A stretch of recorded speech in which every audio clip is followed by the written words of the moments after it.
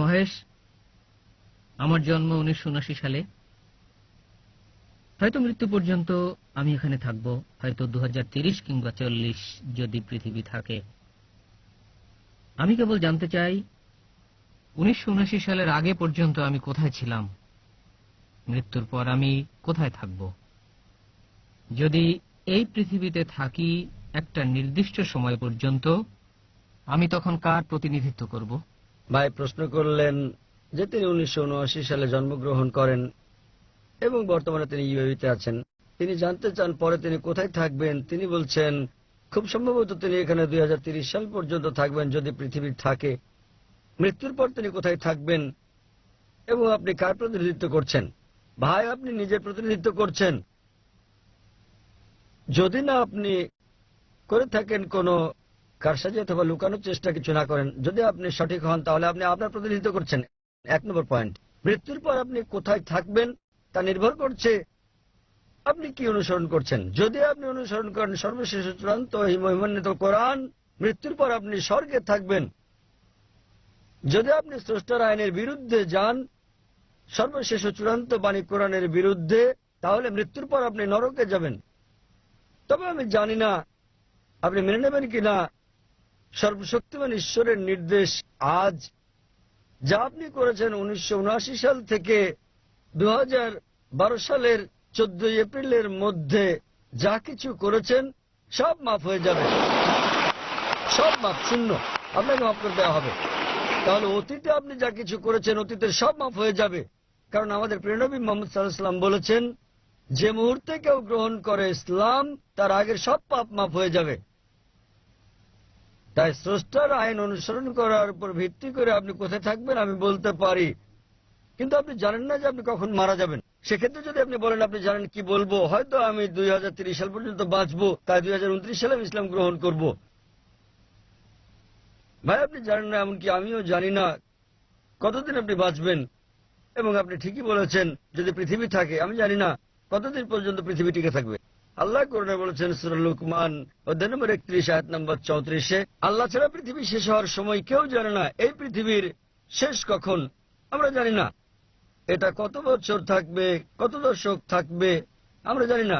কতদিন আপনি বাঁচবেন, আমি বাঁচবো, আমি জানি না। সুতরাং উত্তম হচ্ছে যখনই আপনি সত্য জানতে পারলেন তখনই তা গ্রহণ করেন। অতীতের সব গুনাহ মাফ হয়ে যাবে। তারপর আপনি চেষ্টা করেন অনুশীলন অনুসরণের যতটা আপনি পারেন। তাহলে মৃত্যুর পর আপনি কোথায় থাকবেন তা আপনার উপরে নির্ভর করবে। আমি কেবল আপনাকে পথটা বলে দিতে পারি। আল্লাহ কোরআনে বলেছেন সূরা গাসিয়া অধ্যায় নম্বর 88 আয়াত নম্বর 21 ও 22 আল্লাহ বলেছেন, তিনি নবীকে বলছেন তোমার দায়িত্ব বাণী পৌঁছে দেয়া, হেদায়েত দান করা আল্লাহ সুবহানাহু ওয়া তাআলার হাতে। তাই আমি আপনাকে জিজ্ঞেস করতে পারি ভাই, মৃত্যুর পর আপনি স্বর্গে না নরকে যেতে চান? আপনার মৃত্যুর পর আপনি কি স্বর্গে যেতে চান না নরকে?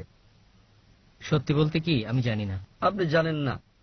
কারণ আমার কাছে স্বর্গ নরক সবকিছুই এখানে, এটা আমাদের উপর নির্ভর করে। হ্যাঁ, এটা অস্থায়ী। স্বর্গ নরক আপনি জানেন অস্থায়ী।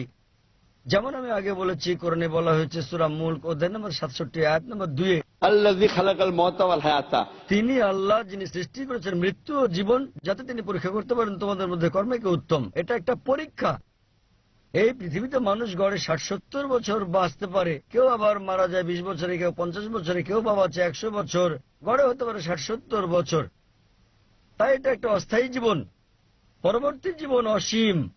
তাহলে আপনি বলছেন স্বর্গ নরক এখানেই, এবং তারপর যদি আপনি এই জীবনকে স্বর্গ বানাতে চেষ্টা করেন, বিলাসিতা করেন, জীবনকে উপভোগ করেন, মদপান করেন, তাহলে পরবর্তী জীবন হবে নরক। কারণ কোরআনে আল্লাহ বলেছেন সূরা হুদে যে যারা চাই ইহকাল, আল্লাহ তাদেরকে ইহকাল দেবেন কিন্তু পরকাল তাদেরকে দেবেন না। আর যারা পরকাল চায় আল্লাহ তাদেরকে পরকাল তো দেবেন, ইহকালও দেবেন।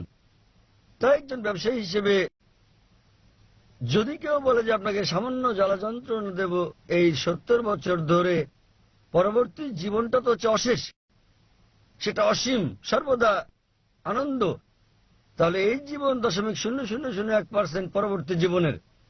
ব্যবসায়ী হিসেবে আপনি কথা বলতে কিছু মনে করবেন না, ওকে এই অল্প সময় অসুবিধায় আমি কিছু মনে করবো না, কারণ জানি অল্প সময় পরীক্ষার আগের মতো আপনার সংগ্রাম করা, আপনার রাত জায়গা, আপনি ঘুমান কিংবা অল্প ঘুমিয়েছেন, এবং তারপর আপনি পরীক্ষা দিয়েছেন। সেই অল্প কয়েকটা দিনের জন্য আপনি কঠোর পরিশ্রম করেছেন যাতে ভবিষ্যতে আপনার মঙ্গল হয়। একই রকম ভাই এই জীবন হচ্ছে পরকালের জন্য একটা পরীক্ষা। যদি আপনি হিন্দু হন, আপনি মহেশ হন, এবং যদি আপনি হিন্দু ধর্মগ্রন্থ সময় বিশ্বাস করেন, একই কথা বলা হচ্ছে বেদে। যদি আপনি ঋগ্বেদ পড়েন বই নম্বর 10 অধ্যায় নম্বর 16 শ্লোক নম্বর 4 ও 5, এখানে বলা হচ্ছে পুনর্জন্ম সম্পর্কে। পুনর মানে পরের, জন্ম মানে জীবন, পরকাল সম্পর্কে একই কথা বলা হচ্ছে কোরআনে। তাই এই জীবনে আপনি এসেছেন এবং এর পরের জীবন, জন্ম পুনর্জন্মের, জন্ম মৃত্যু জন্ম মৃত্যু জন্ম মৃত্যু চক্রের কথা বেদে বলা হয়নি। এতে বলা হয়েছে পুনর্জন্মের কথা, মানে পরের জীবন যা কোরআনে বলা হচ্ছে। তাহলে একজন প্রকৃত ভালো মানুষ এটা ভাববেন, একজন ভালো ব্যবসায়ী হিসেবে পরের জীবনটা বহু গুণ করতে থাকুন। এই জীবন ক্ষুদ্র, অতি ক্ষুদ্র, নগণ্য 0.0001% পরের জীবনের তুলনায়। তাই জ্ঞানী ব্যক্তি হিসেবে এই জীবনে কষ্ট পেতে আপনি কিছু মনে করবেন না, যাতে আপনার পরের জীবনটা কাটে স্বর্গে, জান্নাতে। তাহলে ভাই, আপনি কি পরের জীবনে স্বর্গে না নরকে যেতে চান? ভাই, জি স্যার। পরের জীবনে কি আপনি স্বর্গে যেতে চান নাকি নরকে? না স্যার, আমি পরের জীবন লাভের কথা ভাবছি না। কারণ পরের জীবন লাভ করতে চাইলে যদি আমি পরের জীবন নিতে যাই তা। আপনি কি হিন্দু ধর্মগ্রন্থ সময় বিশ্বাস করেন? জি স্যার। আপনি বিশ্বাস করেন? বেদে বিশ্বাস করেন না? ধর্মগ্রন্থ নয়, কিছু পয়েন্ট। আপনি কি বেদে বিশ্বাস করেন? হ্যাঁ, তবে আমি বেদের বেশি কিছু জানি না। কিন্তু আপনি বিশ্বাস করেন এটা পবিত্র গ্রন্থ, ঠিক? কি? আপনি বিশ্বাস করেন যে এটা ঈশ্বরের বাণী? না, আমি ভাবি আমি ঈশ্বর, আপনি ঈশ্বর, সবাই ঈশ্বর। ঈশ্বর, যা হিন্দু ধর্ম বলে আকাম ব্রহ্ম স্বামী। ঈশ্বরের সংজ্ঞাটা কি?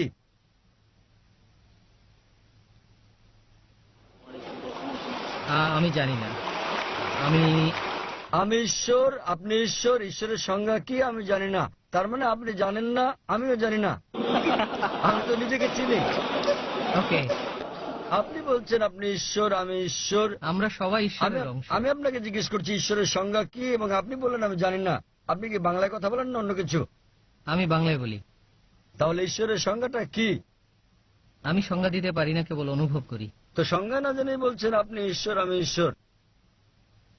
কিন্তু আমি বুঝতে পারি স্যার, সেটা আমাদের কি? সবার মাঝে সর্বত্র ঈশ্বর আছেন। ঈশ্বরের সংজ্ঞা কি বলেন, তারপর আমি বলবো সর্বত্র ঈশ্বর আছেন কিনা এবং আপনি ঈশ্বর কি না। প্রথমে আমাকে ঈশ্বরের সংজ্ঞাটা তো দেন। যদি আপনার ঈশ্বরের সংজ্ঞায় ভুল হয়, আমি বলবো আমি সেই ঈশ্বরের কথা বলছি না। ঈশ্বরের সংজ্ঞাটা কি? আসলে আমি ভাষায় সংজ্ঞা দিতে জানি না স্যার। তো তার মানে আপনি বিশ্বাস করেন না আমি সেই ঈশ্বরের কথা বলছি না যার কথা আপনি বলছেন। তাহলে আপনার আমাকে জিজ্ঞেস করা উচিত সংজ্ঞাটা কি, আমি বলে দিচ্ছি। জি স্যার, আপনি কি বলবেন? কি করা উচিত না জানলে তো আপনি কাউকে জিজ্ঞেস করেন, তাই না? জি স্যার। আপনি আমাকে জিজ্ঞেস করেন, আমি বলে দেব।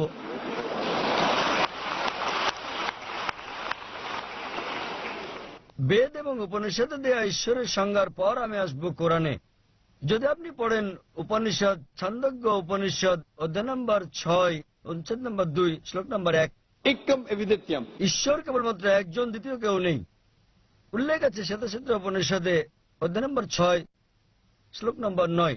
नाच्यस्य कसिज जनिता न चदीपा। এটা সংস্কৃত উদ্ধৃতি, যাতে বলা হয়েছে যে ঈশ্বরের চেয়ে বড় আর কেউ নেই, তার কোনো পিতামাতা নেই। সর্বশক্ত ঈশ্বরের কোনো প্রভু নেই, তার চেয়ে বড় কেউ নেই, তার পিতা নেই, তার মাতা নেই। উল্লেখ আছে শ্বেতসূত্র উপনিষদে অধ্যায় নম্বর 4 শ্লোক নম্বর 19। न तस्य प्रतिमा अस्ति। মহান ঈশ্বরের কোনো প্রতিমা নেই। প্রতিমা সংস্কৃত শব্দ যার মানে প্রতিবিম্ব, ছবি, প্রতিকৃতি, ভাস্কর্য, মূর্তি। न तस्य प्रतिमा अस्ति। মহান ঈশ্বরের কোনো প্রতিবিম্ব নেই, কোনো ছবি নেই, প্রতিকৃতি নেই, পুতুল নেই, আলোকচিত্র নেই, প্রতিমা নেই, মূর্তি নেই, ভাস্কর্য নেই। একই কথা বলা হয়েছে যজুর্বেদে 32 নম্বর অধ্যায়ের শ্লোক নম্বর 3। न तस्य प्रतिमा अस्ति। মহান ঈশ্বরের কোনো প্রতিবিম্ব নেই, কোনো ছবি নেই, কোনো প্রতিকৃতি নেই, কোনো আলোকচিত্র নেই, ভাস্কর্য নেই। আরো বলা হয়েছে হিন্দু ধর্মের ব্রহ্মসূত্রে एकम ब्रह्म देवत्या नास्ते नीना नास्ते किंचन। ঈশ্বর কেবলমাত্র একজন, দ্বিতীয় কেউ নেই, আর কেউ নেই, আর কেউ নেই, আর কোথাও কেউ নেই। তো এই সংজ্ঞার উপর ভিত্তি করে ঈশ্বর একজন, তার মতো কেউ নেই। এবং কোরআনে আরো বলা হয়েছে সূরা ইখলাসে অধ্যায় নম্বর 112 আয়াত নম্বর থেকে 4, এই সংজ্ঞা হচ্ছে কুল হুয়াল্লাহু আহাদ, বলো তিনি আল্লাহ এক এবং অদ্বিতীয়। আল্লাহুস সামাদ, আল্লাহ চিরস্থায়ী ও চিরঞ্জীব। লাম ইয়ালিদ ওয়া লাম ইউলাদ, তিনি কাউকে জন্ম দেননি, কখনো জন্ম নেননি, ওয়া লাম ইয়াকুল লাহু কুফুয়ান আহাদ। এবং তার সমকক্ষ কেউ নেই। কুল হুয়াল্লাহু আহাদ। বলো আল্লাহ এক এবং অদ্বিতীয়। মানুষ কি কেবলমাত্র আপনি একা, নাকি আমি একাই মানুষ? হ্যাঁ কি না? হ্যাঁ কি না? আমি একজন মানুষ। শুধুমাত্র আপনি কি একাই মানুষ, কেবলমাত্র একা? না না না, আমি অনেকের কুল মধ্যে একজন। হুয়াল্লাহু আহাদ, বলো তিনি আল্লাহ এক এবং অদ্বিতীয়। আল্লাহুস সামাদ, আল্লাহ সার্বভৌম চিরস্থায়ী। আপনি কি সার্বভৌম চিরস্থায়ী? আপনি কি সার্বভৌম এবং চিরস্থায়ী? না।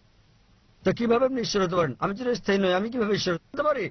লাম ইয়ালিদ ওয়া লাম ইউলাদ, তিনি কাউকে জন্ম দেননি, তাকে কেউ জন্ম দেয়নি। আপনাকে কি জন্ম দেওয়া হয়েছে? আপনি কি জন্ম নিয়েছেন?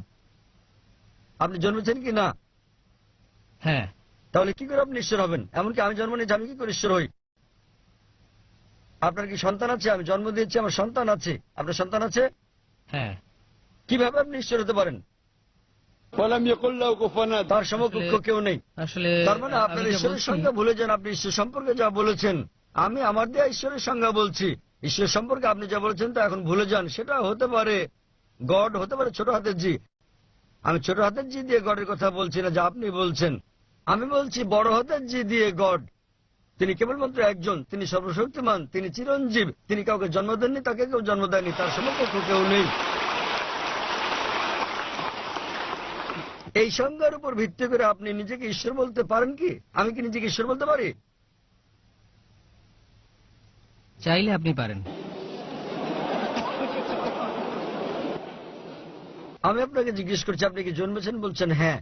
যদি আপনি ইচ্ছে করেন আপনাকে উন্মাদ বলা হবে। না স্যার, আমি যা বলছি সেটা আপনার আমি দেয়া- ঈশ্বরের অংশ। আপনি বলছেন একমাত্র ঈশ্বর না? আমি অনুভব করি আমি এর অংশ, বৃহৎ ঈশ্বরের। আমরা সবাই তার অংশ। হতে পারে আমরা আলাদা হয়ে গেছি, যেমন সেটা পৃথিবী আপনার হয়ে- দেয়া ঈশ্বরের সংজ্ঞা, সেটা বেদের ঈশ্বরের সংজ্ঞা নয়। এটা ঈশ্বরের সংজ্ঞা নয় যেটা আছে কোরআনে। তাহলে আমি বলি এই ঈশ্বর এক ভিন্ন ঈশ্বর। আমি সেই ঈশ্বরের কথা বলছি না যেটা আপনি বিশ্বাস করেন। আমি সেই ঈশ্বরের কথা বলছি যাকে আমি বিশ্বাস করি। তিনি এক, তিনি সবকিছুর অংশ নন। আপনার ঈশ্বর আপাতত ভুলে যান, পাশে সরিয়ে রাখুন। ফাইন, যে ঈশ্বরের কথা আপনি বলছেন তাকে আপাতত সরিয়ে রাখুন। আমি আমার ঈশ্বরের সংজ্ঞার কথা বলছি। আপনি বুঝলেন? তিনি কেবলমাত্র একজন, তিনি সর্বশক্তিমান। আপনি কি সর্বশক্তিমান? আপনি কি সর্বশক্তিমান? না, সর্বশক্তিমান নই। তাহলে আপনি ঈশ্বর নন। আমি যার কথা বলছি, যে ঈশ্বরের কথা আপনি বলছেন সেটা বাদ দেন। ওকে। ঠিক আছে, আমি আমার ঈশ্বরের কথা বলছি। তাহলে লা ইলাহা, কোনো ঈশ্বর নেই, সব মিথ্যা দেবতারা ভুল, আপনি তাদের বাদ দেন। আমি সঠিক সংজ্ঞার কথা বলছি। যদি কেউ বলে যে 2 যোগ 2 সমান 5, এই সমীকরণ বাদ দেন। ঈশ্বর যার কথা আমি বলছি, সত্তা যার কথা আমি বলছি, তিনি একক, তিনি সর্বশক্তিমান, তিনি চিরঞ্জীব। তিনি কাউকে জন্ম দেননি, তাকে কেউ জন্ম দেয়নি। তিনি জন্ম নেননি, তিনি কাউকে জন্ম দেননি, এবং তার সমতুল্য কেউ নেই। তিনি কেবলমাত্র একজন। আপনি কি এরকম একজন ঈশ্বরে বিশ্বাস করেন? না স্যার, আমি বিশ্বাস করি না। সেটাই সমস্যা। তার মানে আপনি সত্যিকারের ঈশ্বরে বিশ্বাসী নন। আপনার প্রতি আমার অনুরোধ, হিন্দু ধর্মগ্রন্থ সমূহের যে উদ্ধৃতি আমি দিয়েছি সেগুলো পড়ুন, বাড়িতে আমি গিয়ে কোরআনের বলতে চাই, অনুবাদ পড়ুন। আমি- আসল ঈশ্বরকে আপনি খুঁজে বের করার চেষ্টা করুন। এসব ভুয়া ঈশ্বরদের নয়, আমি ঈশ্বর, আপনি ঈশ্বর। আমি নিজেকে ঈশ্বর বিবেচনা করি না। আপনি আমাকে ঈশ্বর বললে আমি বলবো হ্যাঁ ঈশ্বর। আমি এতটা বোকা নই যে আপনি বললে ঈশ্বর হয়ে যাব। আপনি নরকে যেতে চান, যান। আমি চাই না, আমি চাই না আপনি আমাকে নরকে নিয়ে যান। আমি স্বর্গে যেতে চাচ্ছি, আপনাকেও স্বর্গে নিতে চাই আমি। যদি আমি আপনার সঙ্গে একমত হই যে আপনি ঈশ্বর এবং আমি ঈশ্বর, আমরা দুজনেই তো নরকে যাব। আমি চাই দুজনেই স্বর্গে যাই। তাই আমি অনুরোধ করি আপনি আপনার ধর্মগ্রন্থ পড়ুন, বেদ, উপনিষদ, কোরআন পড়ুন, নিজেকে শিক্ষা দিন এবং আমার সঙ্গে যোগ দিন। আমরা দুজনেই স্বর্গে যাব ইনশাআল্লাহ। ধন্যবাদ, ধন্যবাদ।